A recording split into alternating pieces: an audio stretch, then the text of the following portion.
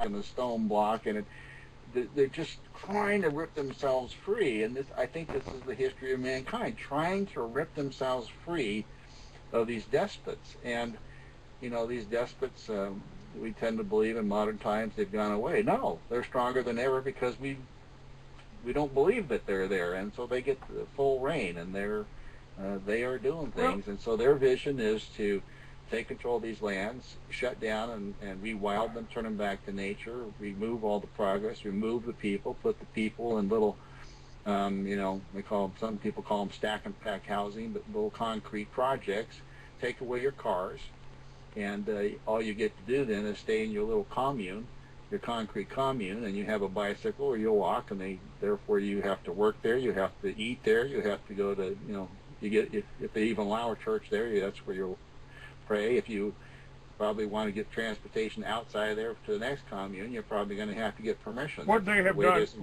what they have done, Kirk, is in my view here, is turn the cities into they're basically the ghettos of today. Well, they're a little bit cleaner, yeah, they're better run, but they're still running on the power. They're still leeching off of the people, and that's where the police state is. And they are scared to death of us getting out in the country, getting alone, and realizing.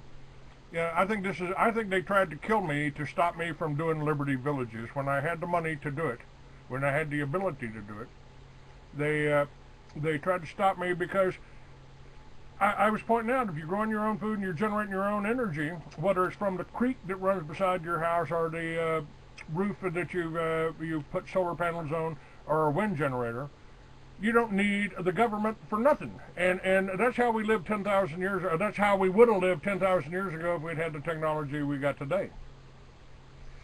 There's no question. I mean, hydrogen fuel cells, for example, that there's a technology that allows you to develop your own energy for your home and go off grid and, become your own person. But, the oil companies have bought up all those patents or invented them, and they're blocking that technology. Again, you're going to be dependent upon, metered energy coming from somewhere. You're paying somebody for your energy rather than being able to enjoy it. You're going to pay somebody for water that used to come from your own ranch for free. You're going to pay. It's like your homes. 95% of homes in the United States are under mortgage. The word mortgage comes from the French. Mort means death, engage means pledge. When you sign a mortgage, you become an indentured servant for 30 years. Some portion of your labor is going to go for the banker who basically created a loan for you and money out of thin air. And you're going to pay for that $100,000 home 3 times over that 30-year period. So all you're doing when you're paying for your home, if you don't know, and plus you got the taxes on top of that. But the banks are walking away with it, and they didn't loan you nothing. All they did is make an entry. That's correct. And then furthermore, then they demand that you pay the interest. The insurance. Well, who gets the insurance? Well, the financial industry. So, and if the home burns down, who's liable? So they are effectively the owners. You're paying them, and yet they have none of the liability. They have none of the risks.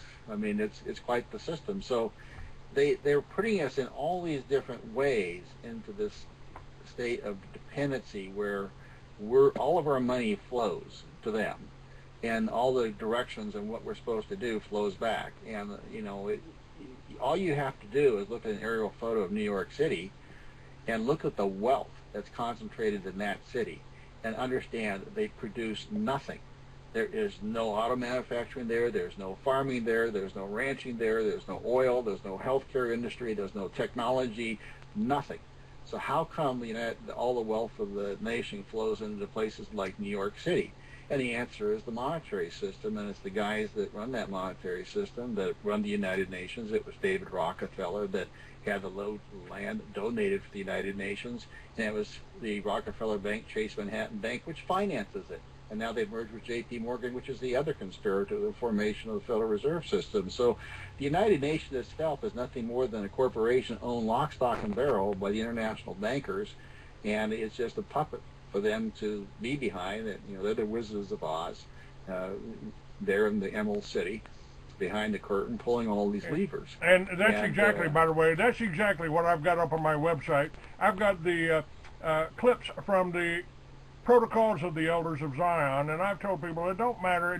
I don't care, and it doesn't matter who wrote them. whether it was the Tsar secret police, whether it was a bunch of rabbis around the kibbutz in Palestine, or whether it was a bunch of black aborigines down in the tip of Africa. They're all dead now. It's been 200 years. Why is everything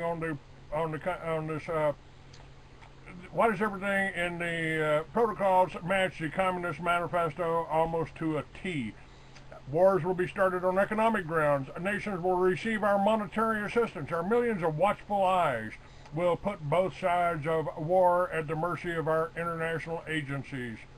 National rights will be wiped out by our international rights, and we will rule the indebted nations. That's number 2 on the protocols. But you're not supposed to read that because that might make you anti-Semitic.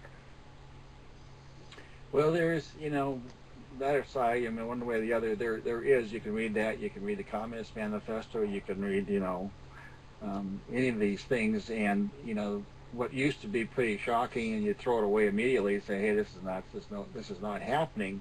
The older you get, the more gray hair you get like I'm getting, and you now have a lot of history behind you to be able to see the differences for where we are today versus where we were. All of a sudden you realize that people that were raising the flag back in the 50s were right. And those are the ones that were being demeaned and, told they were conspiracy theorists and so forth. I have a video, you've got my video series, How to Take Our Country Back, Part 1, which deals with strategy. There's one called How to Take Our Country Back, Part 2. And in there you're going to hear 3 different people talking back in the 50s and 60s about communism and the attributes of it and what strategy they would have to take over our country. Well, now here we are 60 years later. You can look back at what these people were saying, compare what's actually happened, and you see that they were predicting things accurately. So, there's now enough time. There's more than enough examples. It's really just the difficulty for people to embrace the idea that that's what's happening. But if they don't embrace the idea, if enough of us don't embrace that idea, then that is what's going to happen. So I want to talk to you about that. Important. I want to talk to you about that. I've been doing this for 20 years, and I have been attacked. My businesses have been attacked.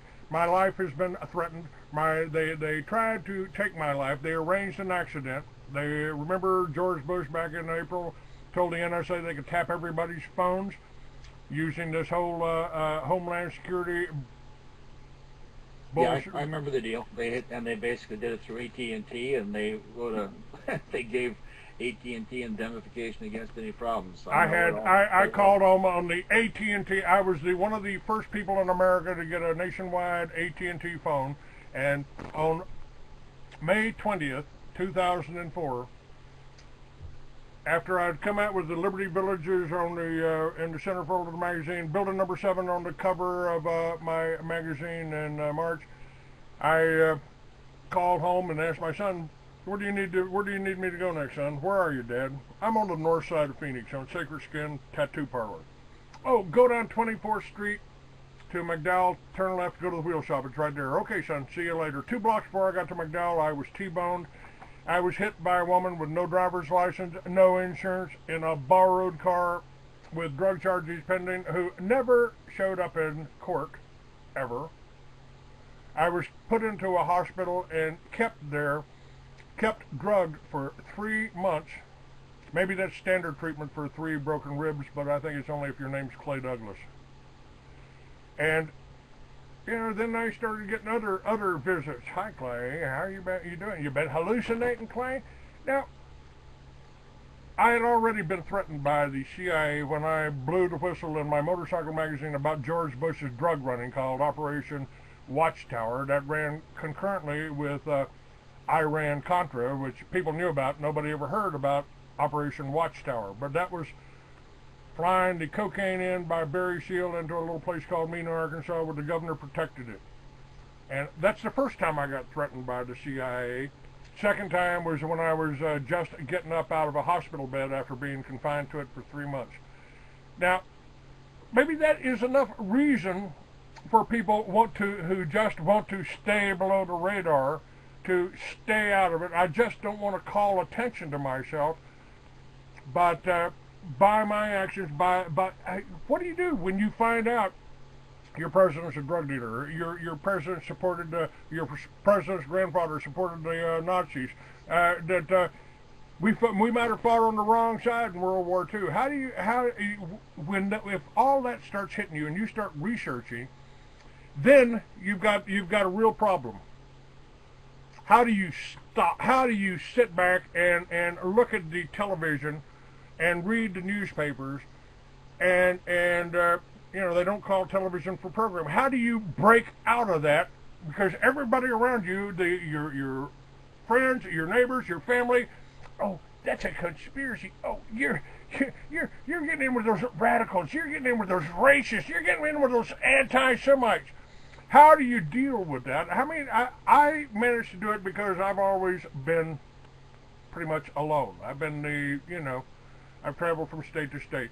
So I was always just an observer in everything. I wasn't really, I didn't really have the peer pressure. But the average, and by the way, more of our veterans, Vietnam veterans, my brothers, more of them have committed suicide when they got home than were killed in Vietnam. Tell me, Kirk, what are we doing? How do we, I'm supposed to be speaking at a meeting of Tucson's Awake and Aware tomorrow. And so far, we've only had about a dozen people sign up for it. What are they afraid to? Are they afraid to know what's really going on? Because then there's some responsibility falls on their shoulders, doesn't it?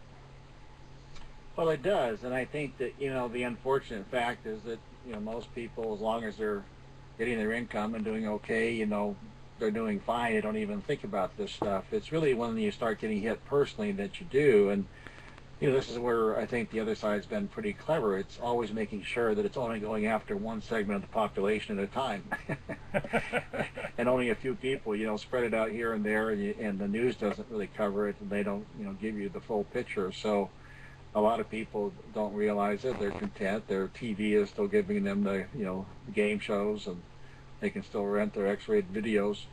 But when it hits you personally, it starts to change. And I think that hopefully we will, there's certainly a lot of victims happening right now. And I think it's a matter of reaching people where they are being victimized and then help them in battles. At the same time, they'll begin to waken up to the bigger picture. Siskiyou County, for example, people in the rural areas are very independent people. They're usually very religious people. They still have family values. They see the world pretty much the way they think. In other words, they see it in very positive terms. And, they don't just grasp for these kind of theories or these viewpoints. They don't. I mean, it's the opposite of them, and they're the ones that are kind of that say, no, that's not true. But here in Siskiyou County, this has been going on for so many years, and they've tracked down every single little avenue of argument, science, and whatever that the government lays out, and they've proven to themselves it's all bogus. And eventually they start scratching their heads, and somewhere along the way they waken up and say, there is an agenda, and they're all of a sudden on board Agenda 21. And quite a number of them, surprisingly, are on board that, and they understand that they're just, one chapter in this much, much, much bigger story. And then once you realize that there is this bigger story and that you realize the importance of each and every one of these battles, I think that we can, the key for me, I think, to get the remaining population, or at least, let's say a 5 to 10% of the population, so we have a voting, we can tilt the voting. I think that there has to be an on-ramp. There has to be a way for people to get into the topic. You can't convince them in a conversation, even with your own brother. They just, it's amazing. They're tied so strongly to these beliefs that they have that they won't even listen to their own family members. It's quite incredible, but it's the way it is. And so the only way is you put information in front of people in an organized fashion that's fairly simple and straightforward, and let them walk through the topic themselves, and they make up their own mind. And when it comes to the monetary system, this is exactly one of those things, and this is why I did the YouTube video, Why We're in So Much Debt, which I think I recently renamed. But your people can go look at that on my YouTube channel, or go to my silentnomorpublications.com, or go to my YouTube channel, Silent No More Pubs, and you can see the video, and it just walks you into it in a very simple way. And immediately people start, 10 minutes in, you're slapping your forehead because it's so clear to you now what's going on, and you get absorbed in the story, and you realize you're getting screwed, and you realize the source of it, and within an hour, people are transformed. And I think that we have to build those on-ramps in all these various topics. You can't just jump into Agenda 21. You have to walk your way into it. You got to go to first base, second base, third base before you can get to home base. And I think that's what we have to do. And I think if we pull those, I call them the toolkits. The toolkits are the knowledge that you've learned put into a simple format, and it's the best of the best videos, books, articles, website links, whatever. At the front of that is a on-ramp. And people then will come to it. You direct people to it, and they see that, and then they're willing to go further. And then their eyes begin to wake up. And I think that's the way to go. The video that you're featuring there, which is How to Take Our Country Back, now has some 36,000 views. And so that's a lot of people that are beginning to wake up. And this will be available to you up on YouTube on Free American 69 within an hour or so after the show. Yeah, so these things are. If you want to share that, because that's the biggest problem I've had. I've written books. I've got detailed descriptions of the whole Rothschild conspiracy. How many of our presidents they've been responsible for assassinating? I mean, any president that tried to go against them, Lincoln, Jackson, Kennedy, Garfield, they were all killed. But see, this is the problem. I see that you and me, there's a few of us that are independent thinkers. And, we're willing to cross the boundaries. I kind of draw the analogy to the movie The Planet of the Apes, and there was this desert, right? And the people were told they can't cross the desert, so all of them don't cross the desert, And what's on the other side of the desert?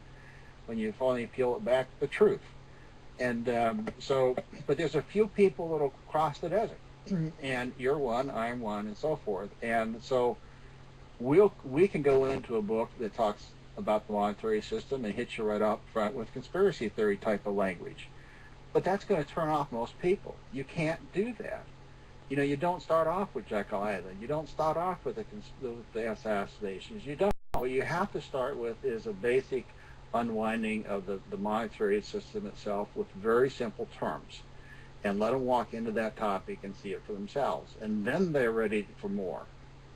And I think that's part of the problem that we have in waking up the population. You just cannot get people to go from, all the way to home base in one deal. Well, they've been programmed so much. I'm giving a speech tomorrow, but the lady's already laid it out for me. She actually, laid it out there. Now, you can talk about anything you want to, but you can't talk about the Jews. You can't talk about the Jews. I just don't allow that. I don't allow that. You can talk about the Zionists. You can talk about the Zionists. Okay, well, the Zionists have hidden behind the Jewish people for a couple of hundred years. They've sacrificed them as willingly as they'll sacrifice Christians or Muslims. They'll sacrifice them because they really don't care as long as it makes their agenda. And I'll stop talking about the Jews in Israel as soon as they stop talking about the Palestinians and calling them terrorists because they stole the land. So it suddenly I've made all these people, who are good Christians trying to do that. Clay's a little too radical. He's just a little too radical for us. I'm not quite sure how to deal with that. When you realize that the government is the CIA is running the drugs into this country. When you realize all of that, what do you do about it? Well, I think that the answer, what to do about it, it's the one that all of us struggle with. But I can tell you this: it's not one thing. Most people think, if I just write this letter, if I just get to my congressman, if I just get them to read this book or watch this video, that's not the problem. I mean, that's not going to work. What we have to really do is build an infrastructure from which we can actually succeed. And so that infrastructure, in my opinion, starts with the truth. And then those of us who do peel back the truth, then we have the obligation to put together what I call a toolkit. This is the information, and get it up there on websites and so forth. And then once we have the toolkit, then other people have to help us to bring people to that truth, and because we can't do everything, so other people have to be like the marketing people that send the links that show people how to get to the information. And then once that happens, then people have to get off the couch. They have to go hook up, join a Tea Party, join a Campaign for Liberty, join your local Libertarian Party meeting, your Second Amendment right, whatever it is. All of them want the same thing, which is a constitutional government, and start to talk to other people, learn more, and then the organizations themselves have to then start working together. You can't just remain isolated, independent organizations. I ran a big vertical volunteer organization. That doesn't work either. So my current view in this is that each organization continues to remain independent. It has its own budget, it has its own leaders, it has its own website, whatever else. But the groups themselves have to come together voluntarily and realize they need to communicate, coordinate, and cooperate, what I call the C3 project. And it starts with communication. So you start putting together communication links between organizations, and you build them in a robust way where it keeps people in contact 24/7 in a way that doesn't bury people in a ton of stuff, but quality information. You've got to start there. And then good leaders will come to the realization, hey, I don't have enough people in my group who understands all this stuff or have the skills to be able to communicate this stuff, or the money to be able to print all this stuff off, or time to do this, that, the other. Most of them actually will, when they see quality information and find it, they'll use it. And so all they have to do is find it. So then the groups start to work together. They start to share the information. There's no reason, how many people need to write an Agenda 21 brochure? I mean, heck, I'm not going to do that. I can go to Dr. Michael Kaufman's website or Michael Shaw or some, they are already there. So stop reinventing the wheel. Use what other people have already done. Link your website to their website. Then what we need to do is, now that we've got that organizational capability, now we're in a position, now we need some tactics, and that's where How to Take Our Country Back Part 2 comes in. How are the tactics that you do? You have to have a game plan. That's How to Take Our Country Back Part 1. You have to have a strategy. And then once you have a strategy and you have a game plan based upon the knowledge that you gain, you have to know how to actually implement that. That's How to Take Our Country Back Part 2. So there are steps that, it's not going to be an overnight. It's not going to be easy. And it's a long-term process. And people have to understand that, and they have to build it. And when these spontaneous things occur, like the Tea Party movement occurs, you take advantage of them. You have now a new set of people who have open minds, or some community that's, high-speed rails going on in Fresno, and they don't want it, and they begin to realize it's illogical, and then you show them where it is logical, it fits into this bigger plan, and all of a sudden they got it. You just keep pulling more and more people into this, starting with where their concerns are, and I think we get there, but it's going to take time, and it's going to take patience. Well, that's what I put the Free American together for. Back right after what happened at Waco, I put the Free American together because I just couldn't sit back. I told my wife, I can't sit back and watch something like that happen again without trying to do something. And I think this is where people kind of get lost here. I've been in presidential candidates. I've been in the hotel room where we were discussing strategy and angles and what we wanted to get done. And as I was looking around that room, I realized, well, this is the way our founding fathers did it, because they were just men like us. And it's by having people like you on my show, I feel like I'm trying to bring that aspect into people's consciousness, that the militia is you, that every able-bodied male between the ages of 18 and 45 is the militia, and your governor could call you up under current U.S. code. Well, I think that most people certainly understand the world is changing right now underneath their very feet, and it's changing very, very quickly. I think the other side feels that they've won, and now they're closing the door shut. So I think there's a lot of people that are pretty uncomfortable, and for those who haven't reached the same conclusions and gone as far as others, what they at least need to do is to open their minds. It's really important. This is a critical period in our evolution. We're either going to go forward with the ideas of personal liberty and a government that supports that, or we're going to go back to a totalitarian kind of world, likes which we've never seen. It's time to at least open your mind And what I encourage people to do is, normally when we have a talk to somebody or whatever, we're making judgments, instantaneous judgments. Turn off the judge. You know, act like you're a member of the jury. Wait until you hear all the evidence. Just if somebody talks to you crazy and it sounds crazy to you, don't judge them. Just listen. Understand, instead of focusing on, you know, throwing it out because it doesn't fit with your preconceptions. Listen, make sure you focus on trying to understand what that person's saying. Ask them where they come up with those beliefs. Engage in a dialogue. You have plenty of time to make decisions later on. But we're at a critical point right now, and it's time to open your minds up to alternative understandings of the world. Some you may accept, some you may reject. That's okay, but keep your mind open. I certainly agree with that. You know, my childhood was spent reading science fiction books, and you know, my early adulthood was spent writing them. And when I've gone back 40 years later to what I wrote, I was way too accurate. Way too accurate. And but this is you're right. It's a communication. I mean, people just shut themselves away. Well, Clay's radical, and suddenly they don't want to talk to me, they don't want to hear me, they don't want to work with me, they don't want to help. And you know, if you don't know both sides of the argument, if you're only told one side of the one person's viewpoint of the situation, then you really don't know what's happening. You can't make any intelligent decisions. So if you don't keep the lines of communication, and we don't work together, we'll all end up hanging alone, won't we? We will indeed. That's so true. I mean, you know, that's the tough part for all of us that do figure things out. You realize the only thing between us and regaining our liberty is, in fact, the willingness for people to step up and understand this. And so it is frustrating at times, because you're waiting for more people to come to the realization what we've come to and finally understand that what they know really has been drilled in their brains is not true.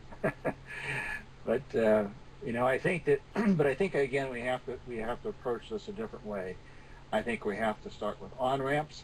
I think we have to pre-package the materials, have them ready to go for people who are ready to take it to the next level of understanding, and we have to begin to work on long-term plans, organizational plans, strategies. We have to know where we're going. We have to start learning what tactics to use and educating the members of our groups on those tactics and beginning to employ those tactics.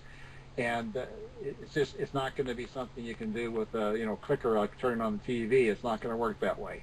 People are going to have to invest some time in this stuff. And I urge people to get out there and get in touch with your sheriff. Urge the sheriffs to become part of Sheriff Mac's Constitutional Sheriff's Convention or organization. And that's if we don't start in our counties, how can we change the world? You know, you start in your town, you can start in your neighborhood. And by the way, my whole concept for Liberty Village, you could do it in one block of Chicago. You could take and dig up the backyards, put in plants, put in greenhouses, put in solar on the roof, and work together. If you work together, you got it. You got a chance, guys.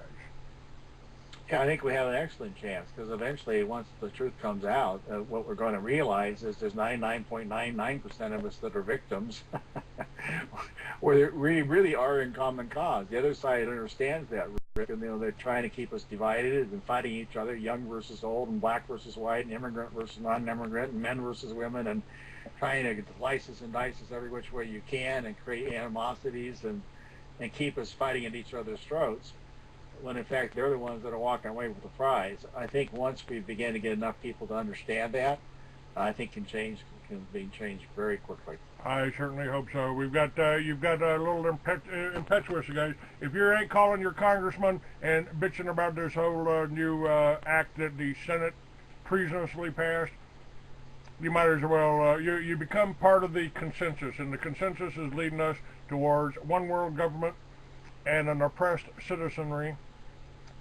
And